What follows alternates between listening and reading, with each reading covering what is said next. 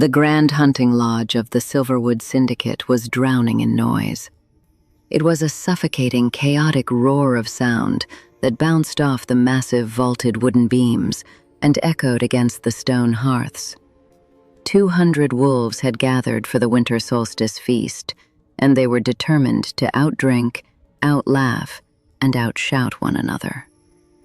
The air was thick with the scent of roasted venison, spiced ale, heavy perfumes, and the aggressive musk of alphas trying to prove their dominance. In the center of this overwhelming chaos knelt Maeve Green. She was a ghost wrapped in a heavy, flour-stained linen apron.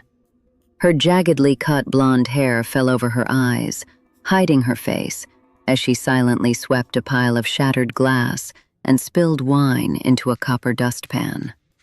Her knees ached against the freezing stone floor, but she did not shift her weight. She did not sigh. She did not make a single sound. Oops.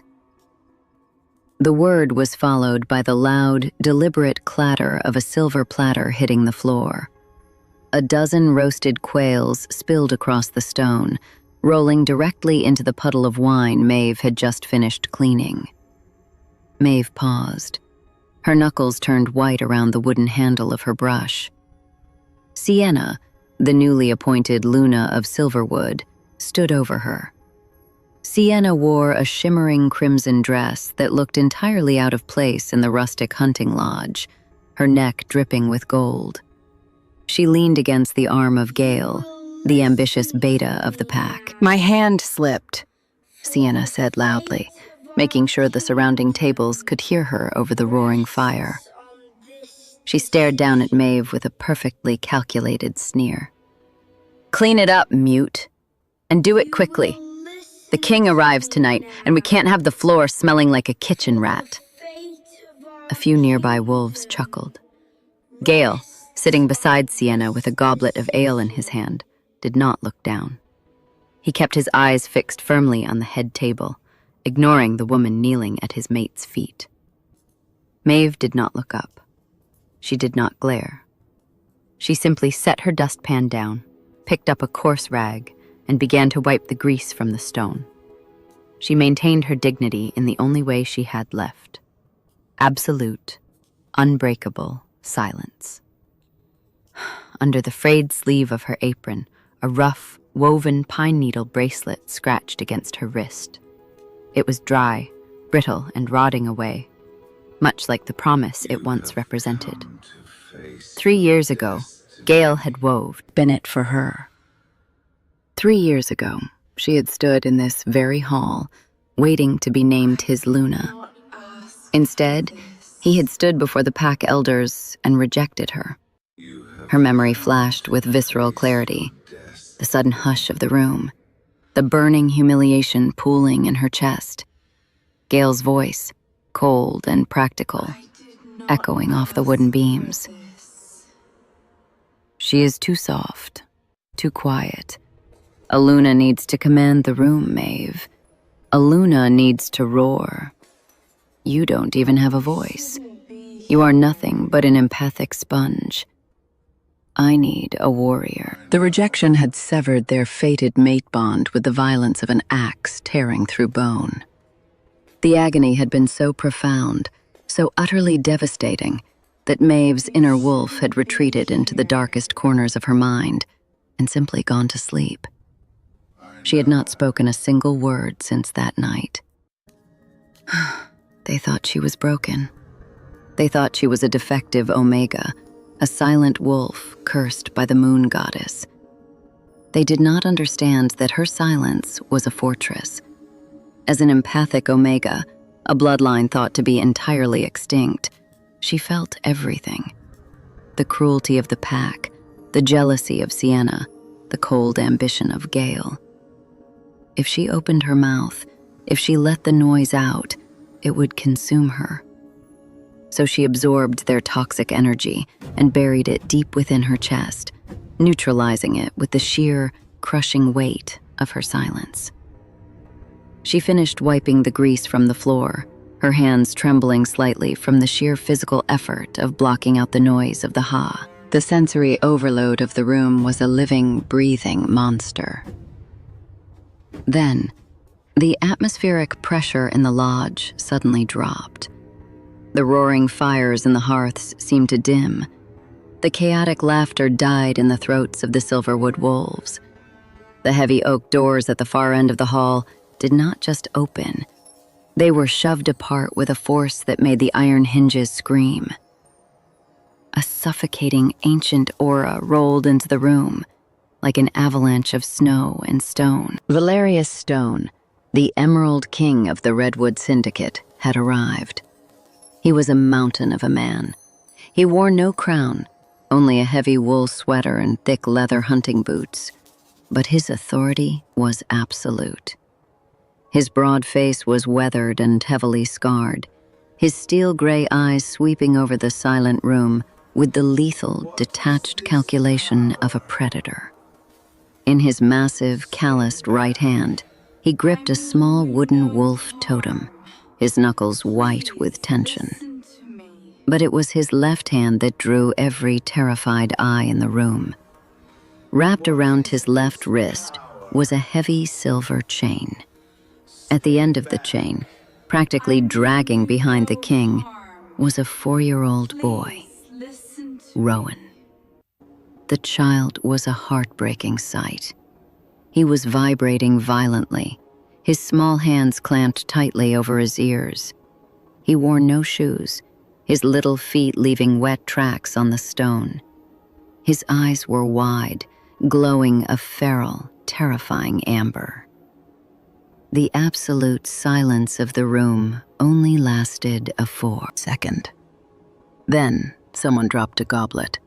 The metallic crash echoed like a gunshot. The boy shrieked. It was not a human sound. It was the desperate, tearing howl of a cornered beast. The child dropped to all fours, his spine popping as his body violently attempted to force a shift he was too young to survive. The king's feral pup had been triggered, and he was trapped in a room with 200 heavily armed wolves. The transformation was violent, unnatural, and agonizing. Rowan's small bones cracked loudly over the dead silence of the hall. Dark, coarse fur erupted along his spine, tearing through the fabric of his gray shirt. His jaw elongated, his teeth sharpening into lethal little fangs. He was caught halfway between a boy and a wolf, his body physically rejecting the shift due to his age, but his traumatized mind demanding it for survival. The sensory overload of the Grand Lodge was crushing him. The overwhelming stench of spilled ale, the sickeningly sweet perfumes of the noble wolves, the heat of the massive hearths, and the lingering echo of 100 shouting voices. It was too much. To Rowan, the room was a torture chamber. "Stand back!" Valerius roared. His voice was a physical shockwave, rattling the silver plates on the long oak tables. The Emerald King dropped to one knee, ignoring his royal status, and grabbed the heavy silver chain with both hands. He pulled his son toward him, trying to anchor the frantic pup against his chest. "Rowan, peace," Valerius ground out, his gruff voice laced with a desperate, naked exhaustion. "I have you. Listen to my voice. Hush, cub." But the king's towering presence and ancient aura only added to the suffocating pressure in the room. Rowan didn't recognize his father.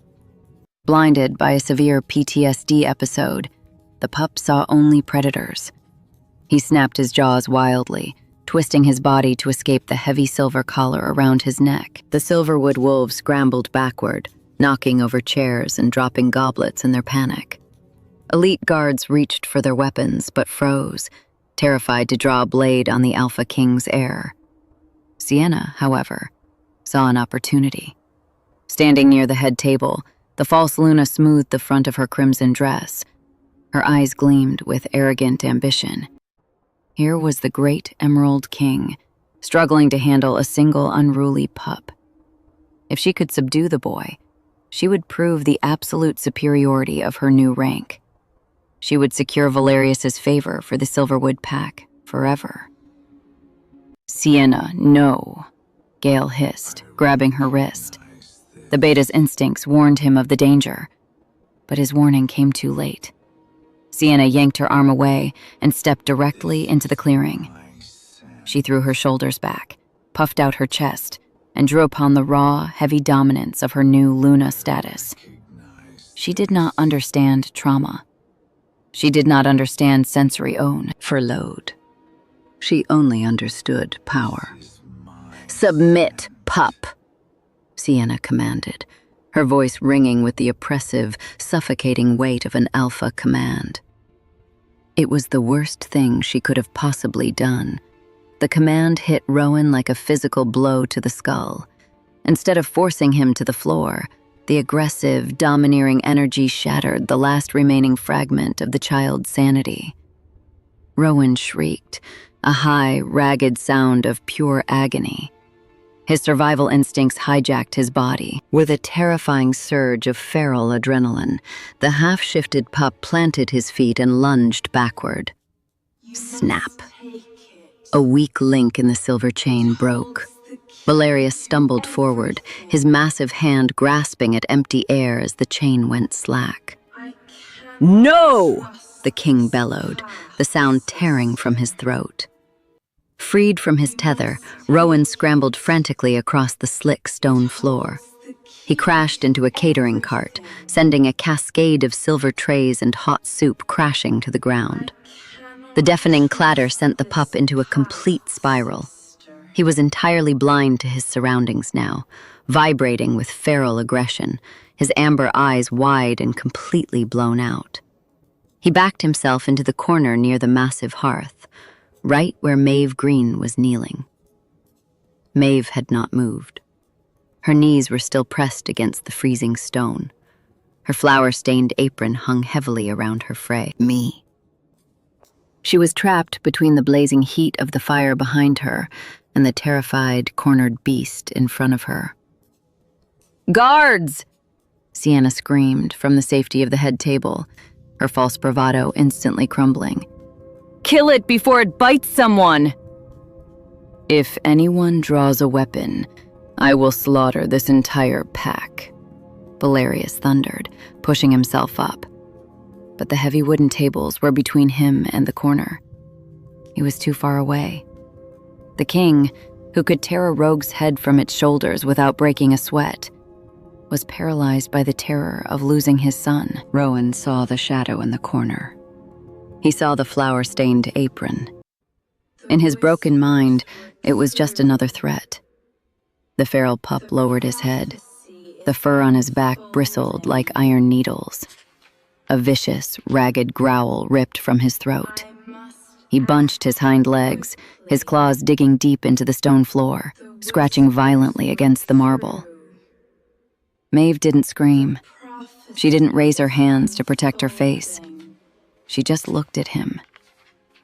With a desperate snarl, the half-shifted pup launched himself through the air, his blood-stained fangs snapping open, aiming directly for the vulnerable, unmarked skin of the silent kitchen maid's throat. Time seemed to fracture into slow, agonizing fragments as the feral pup lunged. Gasps ripped through the hall. Some wolves turned their heads, unable to watch the violent tragedy about to unfold.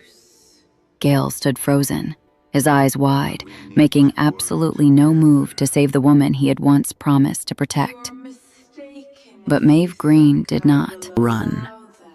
She did not scream. She did not even flinch. Her inner wolf, dormant and silent for 3 agonizing years, suddenly stirred in the dark. It did not wake with a roar of dominance, but with a profound, weeping ache of compassion for the terrified child hurtling toward them. Maeve let the dirty rag fall from her hand. Moving with deliberate, unhurried grace, she sank fully onto her knees on the cold stone. She kept her hands flat against her thighs, presenting absolutely no threat. As the half-shifted wolf crashed into her, its jaws snapping inches from her jugular, Maeve tilted her head back. She exposed the bare, unmarked skin of her throat to the beast, the ultimate, undeniable gesture of submission and trust in their kind. And then she opened the tight seal on her scent. For years, she had masked herself behind the harsh smells of kitchen grease, flour, and industrial soap. Now, she let her true nature bleed through. The crisp, impossibly pure scent of crushed pine needles and fresh winter snow bloomed into the suffocating air, washing over the feral pup like a cool breeze. Rowan's jaws snapped shut on empty air. His sharp claws snagged the thick linen of her flour-stained apron, but they did not pierce her skin. He froze, his wet nose twitching frantically. The scent of pine and snow was overriding the sickening perfumes of the hall. Slowly, gently, Maeve lifted one flour-covered hand.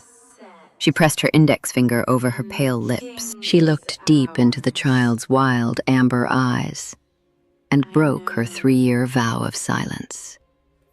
"Hush," Maeve whispered. It was a single, fragile word, barely more than a breath, but it carried the ancient, dormant authority of a true empathic omega. The word did not command the boy, it commanded the room. A visible ripple of pure, grounding energy rolled off Maeve's kneeling form. It hit the roaring fires in the hearths, instantly subduing their crackling rage to a soft, glowing hum. It washed over the terrified Silverwood wolves, instantly sucking the panic from their lungs. The agonizing sensory overload of the Grand Lodge simply vanished.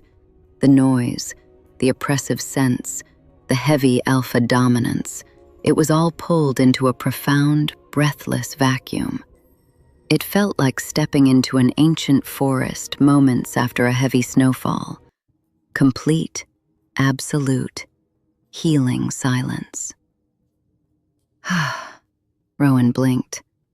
The feral madness drained from his eyes, replaced by the profound exhaustion of a frightened little boy. With a soft, heartbreaking whimper, the dark fur melted back into his skin. His bones shifted seamlessly. The terrifying beast vanished, leaving only a shivering, 4-year-old child in a torn gray shirt. Rowan collapsed forward, crawling directly into Maeve's lap. He wrapped his small, trembling arms around her neck and buried his face in the crook of her shoulder, weeping soundlessly into her apron. Maeve wrapped her arms around his small back, rocking him gently on the harsh stone floor. The entire hall remained paralyzed, suspended in the impossible tranquility she had just created. No one moved. No one spoke. Then the heavy, measured sound of footsteps broke the spell. Valerius Stone walked slowly through the frozen crowd. The Emerald King's broad, scarred face was a mask of absolute shock. For the first time in years, the chaotic, violent noise in his own mind, the burden of ruling a ruthless kingdom and failing his dying son, was entirely gone. His mind was utterly quiet. He stopped just inches from where Maeve knelt. Up close, his massive presence was terrifying, blocking out the light of the chandeliers. But when Maeve looked up into his steel-gray eyes, she did not see a warlord. She saw a father, drowning in relief. Valerius stared down at the silent dishwasher, holding his sleeping son.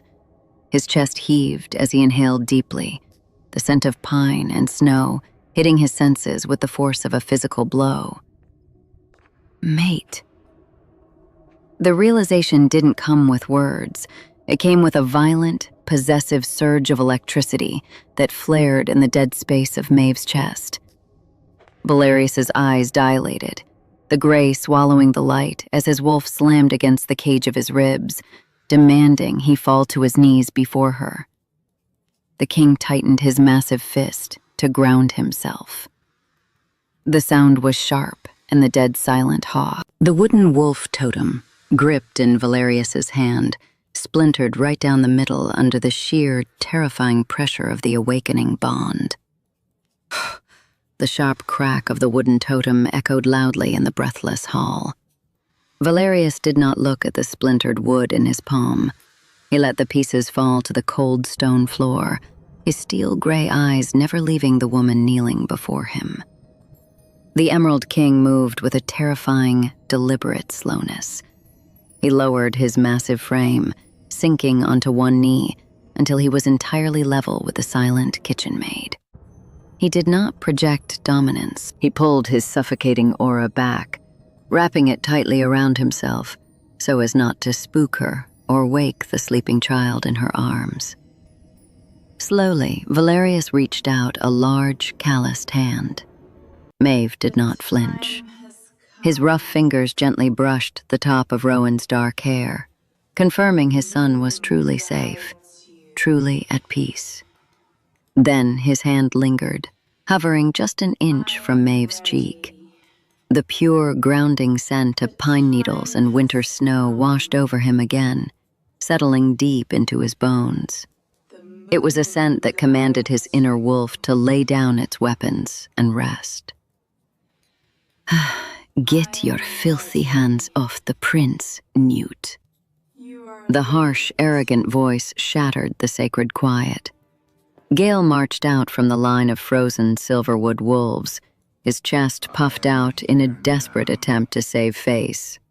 He could not stand the sight of the king kneeling before a lowly dishwasher, especially not the woman he had discarded. It made a mockery of his own judgment. "Your Majesty, forgive this wretched creature," Gale said smoothly, stopping just behind the king. "She is a defective Omega. Her mind is broken. I will have the guards remove her, so she does not soil your son's clothes with her kitchen filth." Maeve kept her head bowed, her arms still wrapped protectively around Rowan. She did not look at the man who had broken her. Gale took another heavy step forward, intent on ripping the child from her grasp himself. As his heavy leather boot came down, it caught the edge of Maeve's wrist. Snap. The brittle, woven pine needle bracelet, the one Gale had made for her 3 years ago, the one she had worn every single day of her silent exile, shattered beneath his heel. Maeve let out a soft, sharp exhale. She looked at the crushed, dry needles scattered across the grease-stained marble. The physical representation of her lingering hope was officially ground into dust. Valerius saw the broken bracelet. He saw the shift in Maeve's deep blue eyes, and he saw the heavy boot of the beta intruding on his mate's space. The Emerald King did not shout. He did not draw a weapon. Valerius simply stood up. He turned his back to Maeve, placing his towering, mountainous frame directly between her and Gale.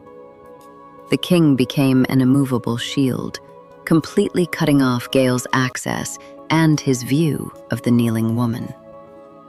Gale opened his mouth to speak again, but the words died in his throat. Valerius unleashed a fraction of his true alpha aura.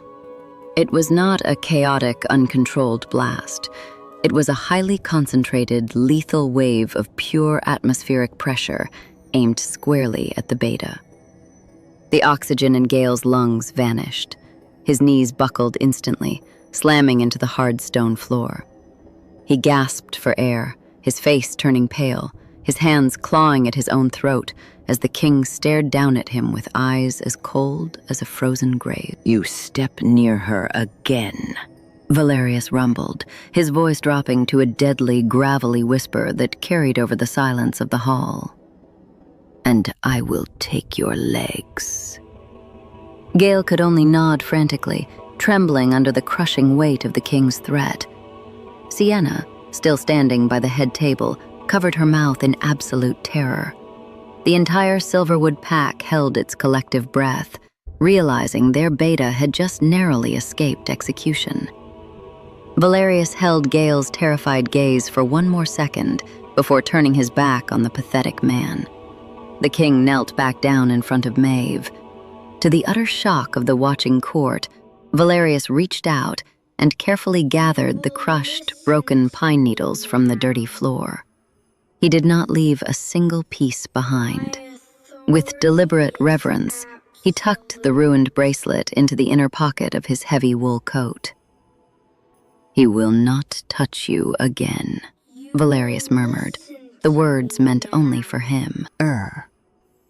Without waiting for a response, the king slid his massive arms under his sleeping son, lifting Rowan effortlessly against his broad chest. He extended his other hand toward Maeve. Maeve stared at his calloused, scarred palm. Her hands were covered in flour and kitchen grease, but Valerius's hand remained steady, demanding nothing, offering everything. Slowly, Maeve placed her small hand in his. A warm, electric current shot up her arm, completely different from the cold fear she was used to. Valerius pulled her gently to her feet. Without a backward glance at the horrified Silverwood pack, the Emerald King led his sleeping son and the silent Dishwasher out of the Grand Lodge, stepping into the cold, ancient darkness of the forest. The journey into the deep woods was a masterclass in silence. Valerius led them away from the Grand Lodge, leaving the suffocating noise of the Silverwood pack far behind. They walked through ancient, towering pines, the moonlight filtering through the heavy canopy to cast long silver shadows on the snow. Maeve followed closely beside the Emerald King, the freezing night air a welcome relief against her flushed skin. Deep within the forest, hidden behind a perimeter of heavily armed royal guards, stood the king's private sanctuary. It was a massive greenhouse constructed of wrought iron and thick glass, built seamlessly into the side of a rocky hill. When Valerius pushed the heavy iron door open, the scent of damp earth, rich moss, and blooming night jasmine washed over them. The air inside was warm, fed by natural thermal springs bubbling beneath. Valerius slowly lifted his steel-gray eyes to meet hers. Complete understanding washed over his rugged features. "The Whisperers," the king breathed, the ancient name heavy on his tongue. Maeve lowered her gaze, a flicker of old shame tightening her chest. For years, the Silverwood pack had mocked her silent nature, calling her a broken omega, a genetic dead end. They did not know the history of the empathic omegas, a bloodline thought to have been wiped out centuries ago. The Whisperers were legendary for their ability to absorb the pain, trauma, and emotional noise of entire packs, neutralizing it with their own bodies. Valerius reached out, gently tilting her chin up with two calloused fingers, so she was forced to look at him. "You are not a broken wolf, Maeve," Valerius said, his voice thick with a sudden, fierce protectiveness. "You have been carrying the noise of 100 lesser wolves, absorbing their toxic pride and their petty hatred, just to survive. Your silence is not a defect. It is a shield." A single hot tear broke free from Maeve's lashes, tracing a clean line down her flour-dusted cheek. For 3 years, she had been treated like a piece of invisible furniture, kicked and commanded. To be seen, truly seen and understood by a king who demanded nothing from her, shook the very foundation of her soul. Valerius raised his hand to brush the tear away, but the heavy thud of boots outside the glass walls shattered the intimate moment. The iron door to the greenhouse creaked open. Kale, the captain of the king's royal guard, stepped inside, his expression rigid with controlled anger. "My king," Kale said softly, bowing his head. "I apologize for the intrusion, but we have a situation at the perimeter." Valerius's hand dropped from Maeve's face. The gentle, understanding father vanished in a fraction of a second, entirely replaced by the cold, lethal warlord of the Redwood Syndicate. He stood to his full, towering height, his broad shoulders blocking the moonlight. "Speak." "The Beta of Silverwood, Gale, has arrived with their false Luna and the entire Council of Elders," Cale reported, his hand resting on the hilt of his blade. "They are citing interpack law, Your Majesty. They brought a lifetime indentured contract bearing Maeve Green's signature." Maeve's heart slammed against her ribs. She gripped the furs beneath her, the old terror roaring back to life. "They are demanding her immediate return," Cale finished, his eyes darting sympathetically toward Maeve. "Sienna is accusing her of abandoning her post, practicing dark magic to hypnotize the prince, and attempting to kidnap a member of the royal bloodline. They are demanding an immediate trial, or they threaten to bring the matter to the High Syndicate court." The atmosphere inside the greenhouse shifted from profound peace to suffocating tension in a heartbeat. Valerius did not raise his voice, but the sudden lethal stillness of his body was far more terrifying than any roar. He looked down at Rowan, who was finally sleeping soundly in the furs, completely undisturbed by the outside world. Then the king's cold gray eyes shifted toward the heavy iron doors. "They brought the elders," Valerius repeated flatly, tasting the sheer audacity of the Silverwood pack. "To my sanctuary." "Yes, Your Majesty," Cale replied, keeping his hand near his blade. "They have blocked the path back to the main estate.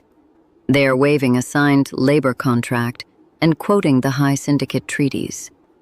Gale is demanding his property be returned, or he will formally petition the High Court for an act of royal theft." Maeve felt the blood drain from her face. The old terror, the crushing weight of her indentured servitude clawed at her throat. When Gale had rejected her, he had not just broken her heart. He had weaponized the pack's law was against her. He had buried her in fabricated debts for the wasted resources of her Luna training, forcing her into a lifetime labor contract just to pay it off. Legally, under syndicate law, she belonged to the Silverwood Kitchens until she died. Valerius looked at her. He saw the genuine, paralyzing fear in her blue eyes. "Stay here with Rowan," the Emerald King commanded softly. He turned his broad back to her and marched toward the heavy iron doors. As Valerius stepped out into the freezing night, the warm air of the greenhouse rushed out to meet the biting winter cold. A dozen torches flared in the darkness of the pine forest. Gale stood at the front of the mob, flanked by 4 ancient, gray-haired elders of the Silverwood pack. Sienna stood right beside him, wrapped in an expensive white fur cloak, clutching a rolled piece of thick parchment.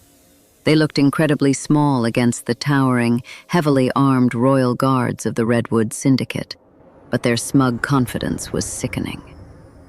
They believed the law was an impenetrable shield. "King Valerius," Gale announced, puffing out his chest as the Emerald King stepped into the torchlight. "We mean no disrespect to the crown, but the woman you harbor in that greenhouse is a bound servant of the Silverwood pack." Valerius stopped at the edge of the snow, crossing his massive arms over his chest. He did not say a word. He simply stared at Gale with the cold, detached eyes of an executioner, calculating the best place to strike. Sienna unrolled the parchment with a dramatic flourish. "She is a defective, manipulative creature," the false Luna declared, her voice shrill in the quiet forest. "We saw what she did in the hall. She used some kind of dark, empathic magic to hypnotize the prince. She practically kidnapped your son, Your Majesty. Hand her over, and we will deal with her treason according to our laws." "A lifetime contract," one of the Silverwood elders rasped, stepping forward and tapping the parchment with his walking stick. "Signed in blood." If you take her across the syndicate borders, King Valerius, it is an act of war. You would break the century-old peace treaty over a mute dishwasher? The threat was clear. If Valerius killed them here, he would plunge the entire northern territory into a bloodbath. He would be branded a tyrant, a king who slaughtered allies over a servant. Valerius slowly uncrossed his arms. The temperature in the forest plummeted. Frost began to creep up the trunks of the ancient pine trees. Peace, Valerius rumbled, the sheer crushing weight of his alpha aura bleeding into the night air. Peace is a privilege I grant you. It is not a leash you can put around my neck. He reached down, his massive hand closing around the hilt of the broadsword strapped to his waist. He was fully prepared to slog the entire council. He did not care about treaties. He did not care about politics. No one was taking his mate. But before Valerius could draw the steel, a small, pale hand reached out from the darkness of the doorway and rested gently against his forearm. Valerius froze. Maeve stepped out of the greenhouse and into the freezing snow. She was still barefoot, her ragged dress and flour-stained apron blowing lightly in the winter wind. She looked incredibly fragile standing beside the towering warlord, but her posture was entirely different from the girl sweeping the floors an hour ago. She looked up at Valerius and slowly shook her head. "Do not start a war for me," her deep blue eyes pleaded silently. "Do not become a monster just to kill one." Valerius stared at her, his jaw locked tight. He hated that she was right. He hated that she had to face her abusers, but he understood the dignity in her choice. He released the hilt of his sword, though he did not step away. He stood firmly at her side, a towering, immovable mountain of protection. Seeing Maeve emerge from the king's shadow, Sienna's face twisted into an ugly, triumphant sneer. "There she is," Sienna mocked, stepping forward and waving the contract. "The little kitchen rat trying to hide behind a king. You know the law, Maeve. You belong to us. Now step away from His Majesty, get down on your knees in the snow, and beg for the pack's forgiveness," said Knelt. "Mute!" Sienna's harsh command hung in the freezing night air. "Knelt! Mute!" The false Luna had laced her voice with every ounce of dominance she possessed. For a normal Omega, or even a weaker Beta, an Alpha command issued with such venom would have forced their knees to buckle instantly. It was designed to crush willpower, to bypass the logical mind and force the body into total submission. Maeve felt the heavy, oppressive wave of energy crash into her. 3 years ago, standing in the grand hall while Gale rejected her, a command like this had shattered her spirit. But tonight, standing barefoot in the snow, Maeve did not move a single muscle.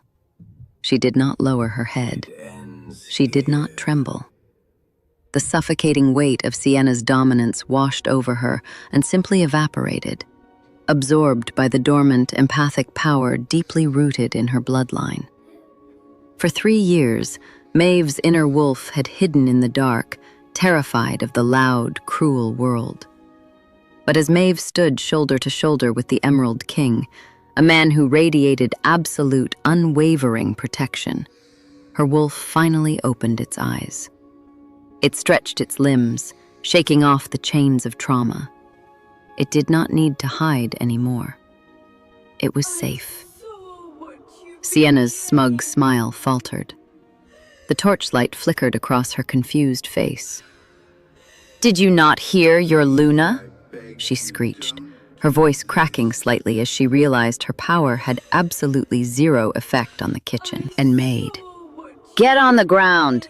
Enough of this!" Gale snarled, his humiliation boiling over. He stepped forward, pulling a heavy set of iron binding cuffs from his belt.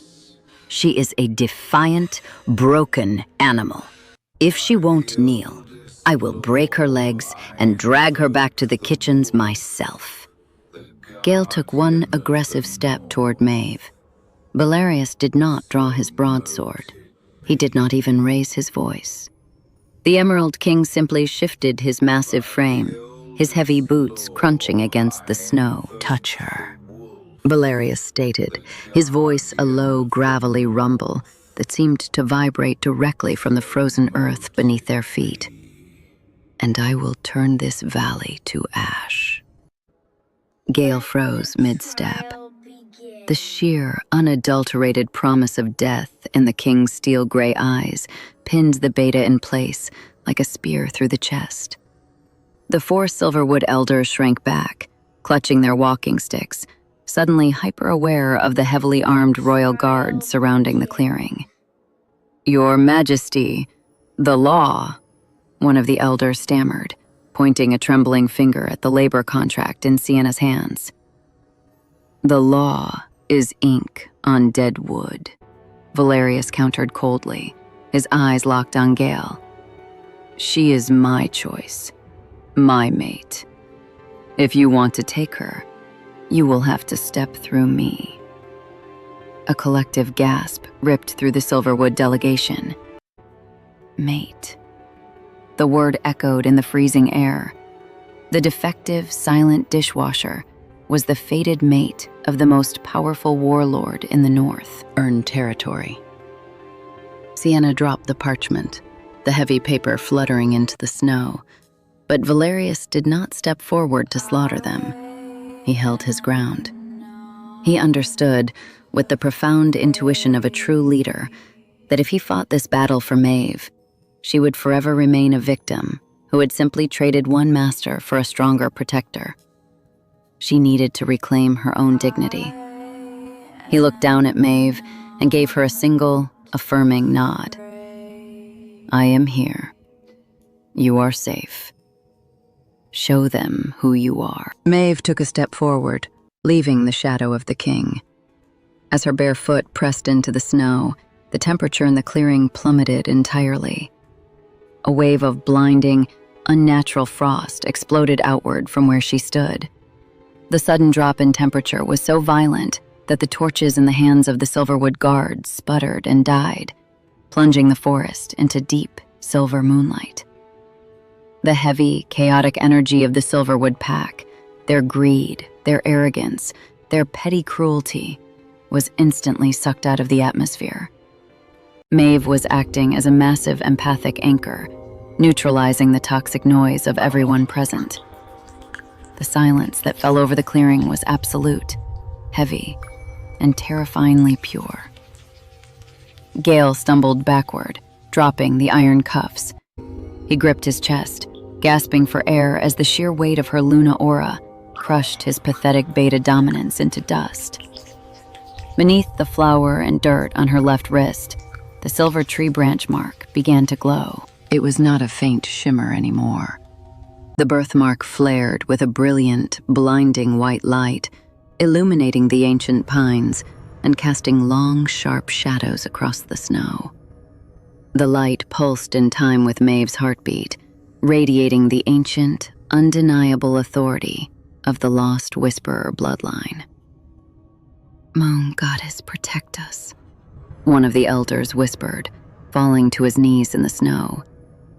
"The silent wolf. She is a true queen." Maeve stopped just 3 feet away from Gale and Sienna. She looked at the man who had broken her heart and the woman who had tried to grind her into the dirt. There was no fear left in her deep blue eyes. There was only the cold, unyielding judgment of winter. She opened her mouth, inhaling a sharp breath of the freezing air. The 3-year seal on her voice was finally broken. "You called me broken." Maeve's voice was not loud. It did not boom or shake the trees like an alpha command. It was soft, melodic, and carried the biting clarity of a winter storm. Yet, because of her empathic aura, the words did not just echo in the freezing air. They resonated directly inside the minds of every wolf present. The sheer, unadulterated truth in her tone carried a physical weight, forcing Gale and Sienna to literally bow under the pressure of their own guilt. "You said I was too quiet to lead," Maeve continued, taking a slow step forward. Her bare feet left perfect imprints in the frost. The silver tree branch glowing on her wrist pulsed, bathing the snow in a brilliant, ethereal light. "You thought my silence was a weakness. You did not understand that I was holding back the noise of your own cowardice." Sienna, trembling uncontrollably, tried to draw upon her false Luna dominance one last time. She opened her mouth to scream, to issue a command, to claw back the power that was rapidly slipping through her fingers. Maeve looked at her, her deep blue eyes entirely devoid of pity. "Hush," Maeve said. It was the same word she had used to calm the feral pup, but this time it was a weapon. The empathic command slammed into Sienna's chest. The false Luna gasped, clutching her throat as her vocal cords simply locked. No magic, no blood, just the absolute, overwhelming authority of a true whisperer neutralizing a toxic threat. Sienna fell to her knees in the snow, her mouth opening and closing in panicked, silent terror. Gale, seeing his mate collapse, looked up at Maeve with wide, horrifying realization. He had traded a true queen for a loud, arrogant imposter, and in doing so, he had doomed himself. "Maeve, please," Gale rasped, his voice pathetic and entirely stripped of its beta arrogance. "I didn't know. The contract. I can annul it. You can come back." A massive shadow fell over him before he could finish the sentence. Valerius stepped forward, his heavy boots crushing the snow.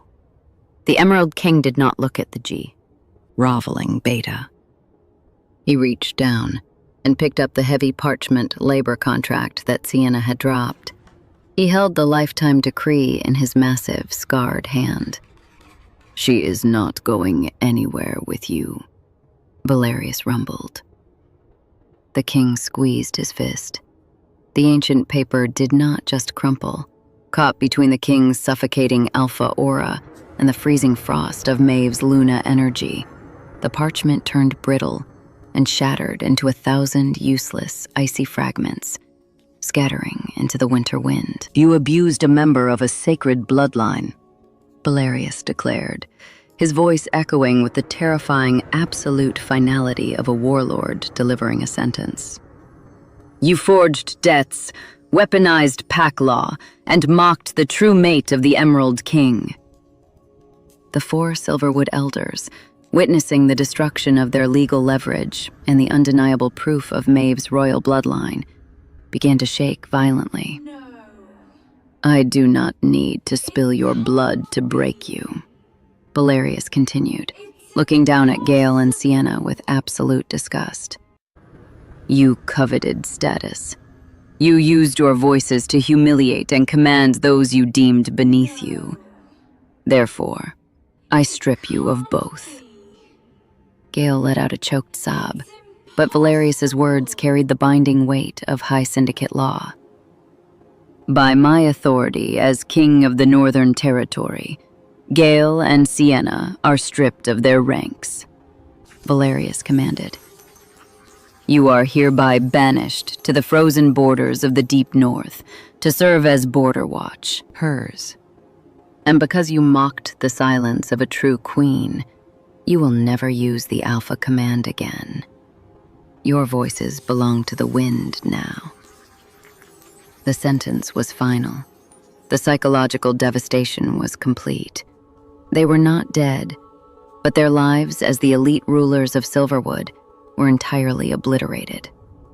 2 royal guards immediately stepped forward, grabbing the weeping, voiceless Gale and the Sienna by the arms and dragging them away into the darkness of the forest. Silence descended on the clearing once more, but this time it was not tense. It was clean. Valerius turned slowly to face the rest of the Silverwood delegation. The 4 elders looked at the king, then looked at the flour-stained dishwasher standing beside him. The silver mark on her wrist was still glowing, marking her undeniably as the most powerful empathic Omega born in centuries. They realized, with a crushing wave of collective shame, exactly what they had done. They had thrown food at her. They had forced her to scrub floors. They had treated a goddess of their kind like a diseased rat. One by one, their walking sticks fell to the snow. The High Elder dropped to his knees first, pressing his forehead directly into the freezing frost. The other 3 elders immediately followed. Behind them, the torchbearers and the Silverwood guards fell to their knees in perfect, terrifying unison. The entire pack knelt in the snow before the silent wolf. The snow-covered clearing was deathly still. Dozens of Silverwood wolves, from the highest-ranking elders to the royal guards, knelt with their foreheads pressed into the freezing frost. They were trembling, fully expecting the silent wolf they had tormented for 3 years to unleash the devastating power of her bloodline upon them. They braced for her scream, for a crushing empathic command that would shatter their minds, just as Sienna had tried to shatter hers. But the command never came. Maeve looked down at the sea of bowing heads. She saw the heavy velvet cloaks of the nobility pooling in the mud and snow. She remembered sweeping their floors, cleaning up their spilled wine, and swallowing their cruel laughter. She felt absolutely nothing for them. No rage, no desire for vengeance, and no forgiveness. They were simply noise, and she had finally learned how to tune them out. Without a single word, Maeve turned her back on the kneeling pack. She walked away from the Silverwood elders, her bare feet leaving quiet impressions in the snow, and stepped back toward the towering figure of the Emerald King. Her rejection of them was absolute. It was a dismissal so profound that the High Elder let out a quiet sob of total defeat, realizing the pack had forever lost the blessing of the moon goddess. Valerius watched her approach. His steel-gray eyes were soft, filled with a raw, undeniable reverence. He gestured sharply to Kale, his captain of the Guar. "Escort the Silverwood pack out of my territory," Valerius ordered, his voice low, but carrying the absolute finality of a warlord. "If any of them ever cross the border into the Redwood Syndicate again, they will not leave it alive." "Yes, Your Majesty." Kale bowed deeply. As the royal guards moved in to herd the broken pack away into the night, Valerius turned his full attention back to Maeve. The suffocating tension of the court vanished, replaced by the profound, grounding peace of her empathic aura. Valerius did not pull her into his arms.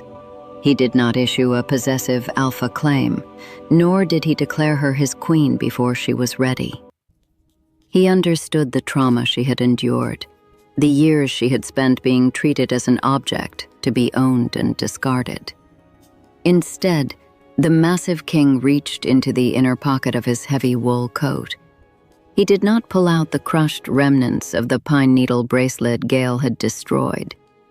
He pulled out something else, a delicate, beautifully crafted bracelet carved entirely from the dark, ancient heartwood of a redwood tree. It was polished smooth, radiating a faint, grounding warmth. "I carved this for Rowan when the healers told me his mind would never find peace," Valerius murmured, holding the wooden bracelet in his calloused palm. "It is made from the oldest tree in our kingdom. It was meant to be an anchor in the storm." He looked into her deep blue eyes, his own eyes dark with unspoken devotion. "On. But you are the anchor, Maeve," he said softly. "You do not need to speak unless you wish to. You do not need to roar to be my queen. I only ask that you stay. Maeve looked at the beautiful, sturdy wooden band. It was not a chain of servitude. It was not a cheap, fragile promise woven from dead pine needles. It was a foundation, a shield. Slowly, Maeve lifted her left hand, exposing the glowing silver branch scarred into her wrist. Valerius did not break eye contact as he gently slid the redwood bracelet onto her wrist. It fit perfectly, resting right above the mark of her bloodline. The moment the ancient wood touched her skin, the dead, hollow space in her chest, where her old bond used to be, flared with a bright, terrifying, and beautiful heat. The scent of deep cedar and rain washed over her, intertwining perfectly with her own scent of pine needles and fresh winter snow. The sensory overload of her entire life finally settled into a perfect, harmonious quiet. "Papa!" A small voice broke the silence. Rowan stood in the doorway of the iron greenhouse, rubbing his amber eyes. He was no longer a feral beast trapped in a terrifying world. He was just a little boy in an oversized gray shirt. He looked at Valerius, and then his eyes locked onto Maeve. Without hesitation, Rowan ran through the snow on his bare feet and crashed into Maeve's legs, wrapping his small arms tightly around her waist. Maeve let out a soft, melodic laugh, the first